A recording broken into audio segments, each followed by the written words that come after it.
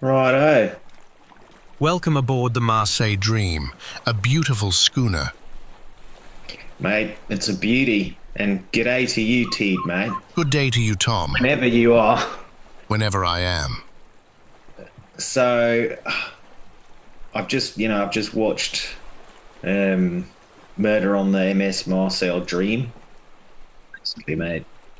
It was visually stunning, really impressive stuff. And, the sound score as well, it gave really, really great momentum to the story and good energy.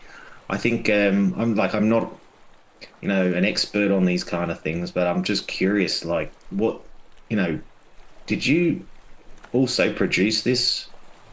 Are you the lead character and the filmmaker, or did you work with some other folk? First of all, thank you very much. It took a little while to generate all the images needed, and there's a lot of mistakes along the way, and you need to redo and redo it. It has been an interesting journey to use AI to generate pretty much everything.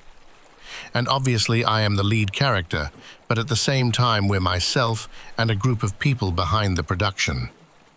And what has been interesting in the making of MS Marseille Dream, I think, is that it was almost co-created with AI. We didn't exactly know how it would end up when I began the script, and from a filmmaking perspective, that made the process more interesting to me, because I could sort of find the film rather than just lay it out there. So yeah, cooperation with an AI and also other human beings as well. Interesting. So yeah, cooperation with an AI and also other human beings as well. I understand that some of your family were involved as well in the production. Yes, That's bloody awesome. Very, very IndiKin of you, mate. yes. And so, as in the title of your name, especially when when it comes up at the beginning, let's jump straight into that. What is the essence of time? So I use time is of essence as a pun, because it usually time is of the essence, as time is essential. Originally in my lab, I researched time itself and found that it has an essence. It has a time, space continuum that I could capture into a liquid, and later on, I could make them into tokens. And so, every token is a piece of encapsulated time essence.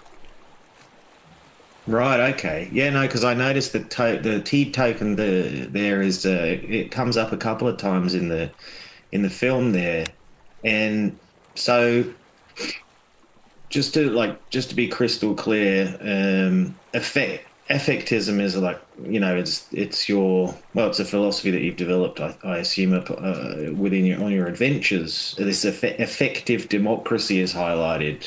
Can you go a little deeper on that? Sure, the audience would be very curious to learn more. Oh, that was a fantastic journey through time and history and thought. And it's actually not.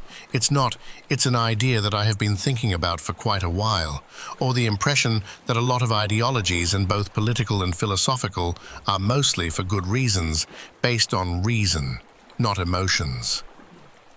Philosophy is an age-old way of trying to distill the truth, and it has mostly been, I think, therefore I am, sort of as Descartes put it. But so it's fun to toy with the idea that maybe it's, I feel, therefore I am. And it could be possible, at least from my own personal experience, that I feel before I think, and maybe other people are more intelligent than I am, that they think before they feel. But I doubt it. I think that we have an immediate sort of access to how we feel. It's constantly part of our bodily experience. But when it comes to understanding reality and trying to interact with reality in political ways and every and any other kind of way, emotions are usually put down. It's as if emotions are female, chaotic, juvenile. Yeah, and thought is always above it in status. And I think that is not accurate. And it also opens up doors to different kinds of understandings if we let emotions take its proper place. Yeah, and there's a beautiful quote that I've pulled from the film as well. rational creatures who feel, but feeling creatures that rationalize. And I think that somewhat encapsulates what you're exploring with this effectism. It's a real reversal of how we've been sort of conditioned to interpret the world, I guess, or life in general, right? Yeah. And what I felt was so interesting was to put this rather profound idea into something that anyone can recognize, a murder mystery, like Agatha Christie or Midsummer Murders sort of plot. And just by seeing it through the lens of emotions, we use the genre, but this sort of changes it slightly to become something new. Yeah, no, I picked up on that, and of course, no spoilers. We would love people to go and watch the film at IndiKin, at Indiflix, Indikin.online. But the T token did appear in there, and I'm just curious. Am I right in thinking that the token is that what you need to time travel? Is that sort of your portal device, portal time hopping device? Is that right? That's right. So I took the essence of time and turned it into a liquid first, and then I managed to squeeze that liquid into tokens. And in order to activate these tokens, I have a small device that I always bring with me. And that way, I can travel both. After many experiments and failures from my previous adventures, I have ended up in the wrong time. Sometimes. And so from a more worldly perspective outside of the narrative, I thought it was interesting to tie that in with a crypto token sort of thing, that we can have some kind of narration around what does this coin token actually do? And otherwise it's just a, mean coin. But by incorporating them into the story, I hope at least it makes more emotional sense. Yeah, no, it's super fun actually to think of. So that's its only feature, or are there other features or ideas that might evolve in the future productions or in the storyline, or is it going to be sort of it does the one thing and it does it perfectly every time? Remains to be seen. We've had Dr. T to travel. He started off more like an action figure, and then he became sort of philosopher. And just because the idea of an intellectual adventure seemed attractive, and I don't think it has been done as much. So the upside with having a time travel as the core component is that you could put that in pretty much any kind of story, and that will switch that story to become something different. Nice. And I've pulled another quote here from the film again. Don't want to give too much away, but yeah, I think it's just a cracking quote as well. Emotions are not weakness; they are the compass of our lives. Can you just go a little deeper on that part? That I assume you wrote that. Yes. So we also have a new documentary on Indiflix, which is called Affectism, Emotional Ontology, which is more aimed to be a documentary of this particular topic. Our emotions are not only in our bodies, but it's also a spatial experience. And as emotions have been considered somewhat more whimsical, less trustworthy, weaker, something to be kept in control by thought and reason. We lose out on so many potentialities in life. Also, to be a bit more serious, we become easily victims to manipulation, as we see every day in global politics, that they are manipulating their constituents. They are lying, manipulating, algorithm-driven manipulation. And so that kind of emotional intelligence that we bring back, emotions to the place it deserves, it becomes more true. Yeah, it reminds me of this. Have you seen the film Network? It's from like the 70s, about how TV has started to, at that time, TV was like really, quite, well, having the whole world beamed into your household. So all the horrors of the world being experienced in the comfort of your own home was kind of what the guy was talking about. And it made me think, and it's something I noticed as well in the film that you've made, the significance of the spaces, which is highlighted in that little short doco you just mentioned as well. I noticed in the film you chose some places in Europe Is there a significance to those locations that maybe I'm not picking up on, or as there were in the spaces that you described, and how the emotional baggage or expected emotional um, reaction is supposed to be in those certain spaces, or Good question. No, not really. But the Mediterranean is a lovely place. It's mild, it's romantic, it's sort of that same clash as the Murder of the Orient on the Orient Express, in a way, then in the fanciful, glamorous train. And the thing, of course, is that the similarity is that between the train and the boat is that people can't go anywhere. And so that's why I've decided on a boat, because it creates a contained space. And there is also something romantic and exciting about Mediterranean sailing. so final question I've got written down here is, I was picking up again on those sort of almost contrasting the various emotional states in those spaces in effectism, and there was this emphasis on calm as being in control, and but the obviously the ship was at sea, and we all know the sea can be unpredictable, often not calm, and like I'm just kind of wondering, if effectism was ever to cotton on and had this sort of baseline assumption, I guess, of calm being a rational sort of, but yet emotional way of navigating certain environments. How would the uh, philosophy, I guess, develop in terms of tackling those? Or maybe it doesn't have to, but I assume it would rub up against these uncalm environments, like the rough seas, the high seas, right? Hmm. So I don't know if that makes sense, but I'm just sort of, I guess I'm fast forwarding it a little bit into the future and just sort of trying to understand how people will operate in in spaces where effectism is putting emotion before rationale, or how you expect that to look in practice. Yes, this question is related to problem versus solution. And if we take many old philosophies from way, way back, they were trying to figure out what the truth with a capital T is. And does God exist? And if, since God has to exist, according to their worldview 500 years ago, then the truth always comes before the action or the construction of society and how to treat justice and virtue and such things.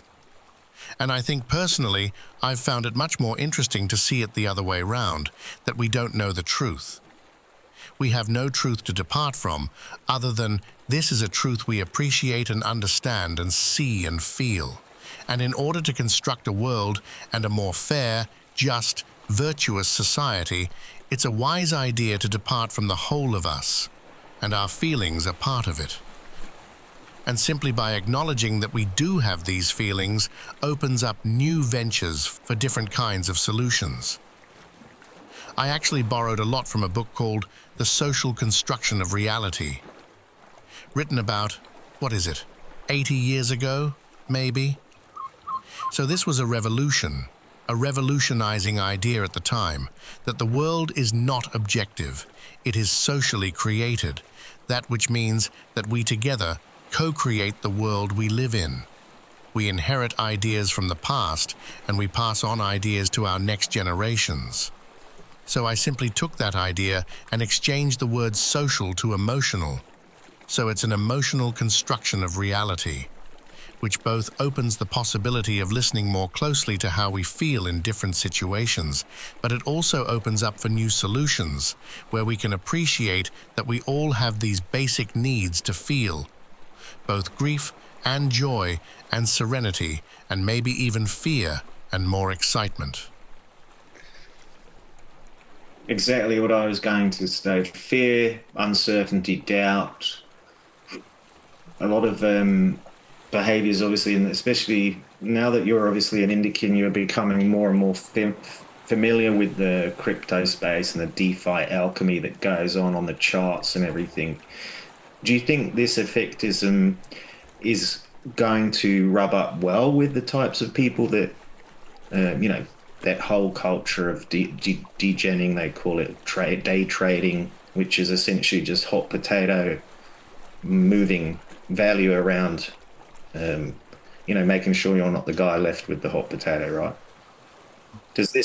Can this interface with that world? If so, how? Bonus question. Good question. And so my immediate thoughts are that, on the one hand, this space is absolutely filled with emotions. Fear of dumping and the hope of mooning. So emotions are very, very present. On the one hand. On the other hand, which is interesting, sort of this fake world, a somewhat constructed space of crypto, at least as it is a sideline from the ordinary world.